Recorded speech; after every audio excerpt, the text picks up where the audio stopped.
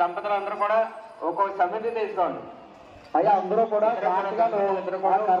పడిపోకుండా గొల్లగా సర్దుకుంటే పొలలో జాగ్రత్తగా వెలిగేటట్లుగా సమితిలో కర్రలు దానికి చుట్టూ అందంగా కర్రలకు తగిలేటట్లుగా గొల్లగా పెంచుకోవాలి.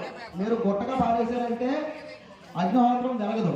మీరు గొల్లగా సర్దుకుంటే మంట వెలుగుతుంది. ఆ పొలం మధ్యలోంచి గాలి ప్రసరించి అగ్నిహోత్రం కూడా బాగా ఉధృతంగా వెలుగుతుంది. అంతేగాని పొలంలో గొట్టగా వాడేస్తే జరగదు. కాబట్టి మీరు జాగ్రత్తగా గొల్లగా పడేటట్లుగా చుట్టూ అందంగా ఒప్పుడుగా వేయండి. పొలంలో పాడేయడం కాదు, ఒప్పుడుగా పేసినట్టుగా పెట్టండి. ఈసారి అందరూ కూడా ఒక్కొక్క పొలంతో తీసుకోండి. నవగ్రహ మధ్యలో సమర్పిస్తాం.